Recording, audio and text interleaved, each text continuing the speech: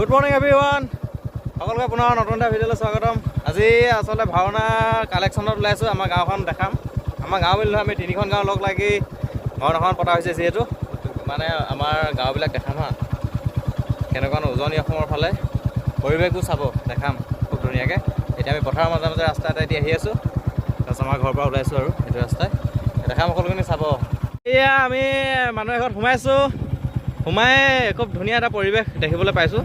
আমাৰ শিপিনীসকলে তাঁত লগাই আছে। এই চব মামী কি লগাইছে? এইয়া বিহুলৈ গামোচা প্ৰস্তুতি লগাইছে। গামোচা লগালে বৰ দীঘলো ট্ৰেইনখনৰ নিচিনা। কেইখন লগাইছে? 25খন লগাইছে। আমাক আহিলে বিহুত দিব নেকি? মোৰখন এতিয়া থৈ দিব আৰু। ডাঙৰ ফুল, ডাঙৰ ফুল। এইফালে শাকৰ খেতি, এইফালে ব্ৰইলাৰ ফাৰ্ম, খুব ধুনীয়া ব্ৰইলাৰ ফাৰ্মখন। ইয়াৰ পুখুৰীটো এতিয়া শুকালে, এইটোত বৰ ডাঙৰ ডাঙৰ মাছ আছিলে দেই। এইফালে আমাৰ এনাই মানে এই আমাৰ ফালে আইতাক এনাই বুলি কওঁ। আমি এতিয়া বেলেগ ঘৰ আছে হাঁহৰ পোৱালি, ৰাজহাঁহৰ পোৱালি ধুনীয়া ধুনীয়া। প্ৰত্যেক ঘৰতে আচলতে বিহু ওচৰ চাপি আহিছে। চমু চাপি অহাৰ লগে লগে তাত হাল দেখিবলৈ পাব খুব ধুনীয়াকৈ। এইফালে লগাইছে চাদৰ লগাইছে চাগে, নহ'লে মেখেলা। এতিয়া বিশেষ এটা খুব নেচাৰেলি থাকিবলৈ ঠাণ্ডা। আমি ঘৰ আচলতে এনেকৈ আমাৰ এইফালে চাই চাওক, টকৌপাত বুলি কয়। এই টকৌপাতে এনেকৈ চাৱনি কৰে। এইবিলাক টকৌপাত কাটি থৈছে, টকৌ গছ আছে, এইফালে তামোল। টকৌপাতে আচলতে ঘৰটো থাকিবলৈ ভাল। এইফালে আছে ভঁৰাল, এইফালে চাহ বাগান। এয়া ভাওনা কালেকশ্যনৰ ৰিচিপ্ট বুক। আমাৰ নামঘৰ একেবাৰে মূৰৰ মানুহৰ ঘৰলৈ আহিছোঁ। মানে আমি প্ৰায় আপোনাৰ 90ঘৰমান আছোঁতো আমাৰ নামঘৰত খোৱা লোৱা। একেবাৰে শেষৰ, আমাৰ গাঁওখনৰ একেবাৰে শেষৰ মানুহ ঘৰলৈ আমি আহিছোঁ কালেকশ্যন কৰিবলৈ। ধুনীয়া আচাম টাইপৰ ঘৰ, দীঘল পদূলি। আমাৰ এইটো চাইডে দেখিব আপোনালোকে অকল টকৌপাত। এতিয়া মানে খৰালিতো, বাৰিষা অহাৰ আগে আগে টকৌপাতে চাব। এনেকৈ গেৰেজ চাব, ভঁৰাল চাব। এইটোত ভঁৰাল চাওক, টকৌপাতে চাব মানে চাওঁবিলাক। এইবিলাক টকৌ গছ চাওক।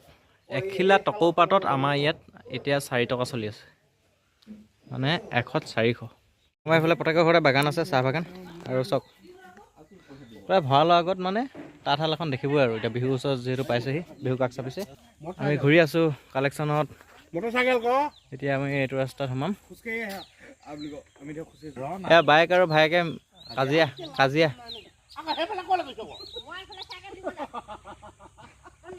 চলাই যাওক আকৌ।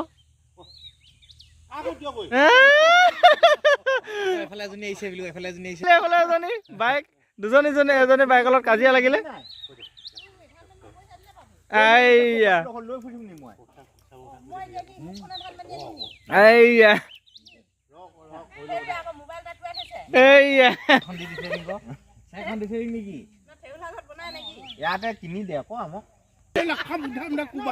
কাজিয়া, পুৰা কাজিয়া। আমি দবা আনিবলৈ গৈছিলোঁ মৰাণৰ পৰা। 24 ইঞ্চি আছে, 24 ইঞ্চি দবা।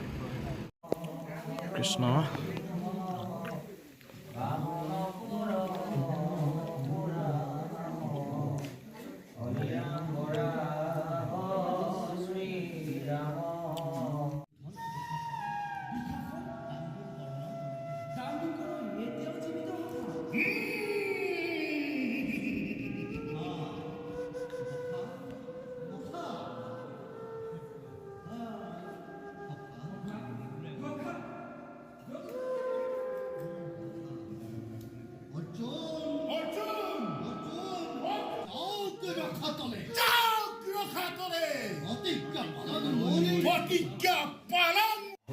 আখৰা হৈ আছে নামঘৰত। কি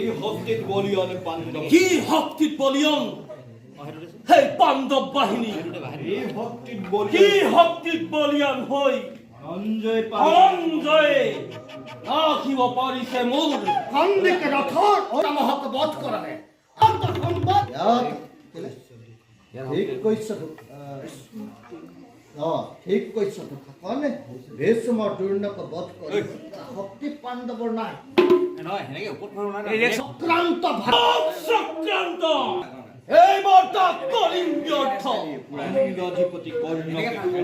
অংগাধিপতি কৰ্ণ তো আজি প্ৰাণৰ ভয়ত আজি পুৰুষ হৈ পাণ্ডৱৰ পুৰুষ হৈ পাণ্ডৱৰ চৰণ নকৰো শুনামাতা নামাতা সন্মুখত তুমি মোৰ আৰাধ্য গোসাঁনী সন্মুখত তুমি মোৰ আৰাধ্য গোসাঁনী কাষৰ সজ্জাত কাষৰ সহ্যত হোৱা কাষৰ সহ্যত হোৱা জন্মৰে হস্তি নামৰ হওক চৰকাৰ পুনৰ হস্তিনাপুৰ হওক চৰকাৰ দিব লগা আছে যদি দিম লগা আছে যদি দিম দিম পুত্ৰ আপুনি আকৌ ঘপকে ৰখি আকৌ ঘূৰি আহিব আশীৰ্বাদ কৰিছো হওক যেন তোৰ যুদ্ধত জয় পিতৃপদে মতি যেন চিৰদিন ৰয় আঁঠুকাই দিব ওচৰলৈ আঁঠুকাই দিয়ক কওক আঁঠুকাই দিয়ক পিতৃপদে মতি যেন চিৰদিন চিৰদিন ৰয় আৰু যদি পৰাজয় হয় গান গাব তোমাৰ সন্তান মই নাই মৃত্যু ভয় আৰু যদি হয় পৰাজয় এৰা হাঁহি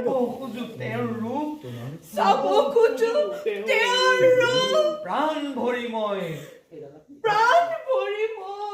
কৃষ্ণ হে দেৱী মই তোমাৰ সন্মুখত 5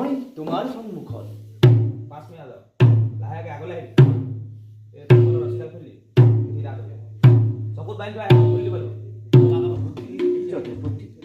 যদুপতি ইয়াক দেখিলে ভগৱান দেখিবি স্বয়ং ভগৱান যদুপতি প্ৰণাম যদুপতি যদুপতি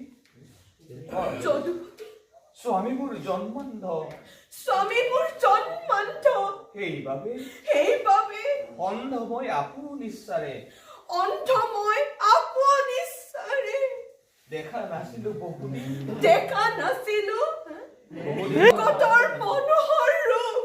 শুনিছিলো লোকৰ মুখে তুমি হেনো অতি সুন্দৰ দৰ্শক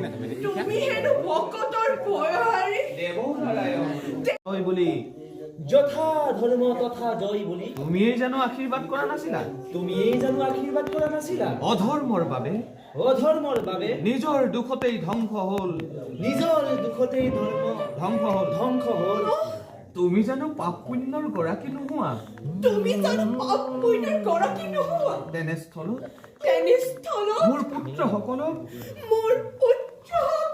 কিয় যাবলৈ দিলা অধৰ্মৰ ফালে হে নিষ্ঠুৰ কৃষ্ণ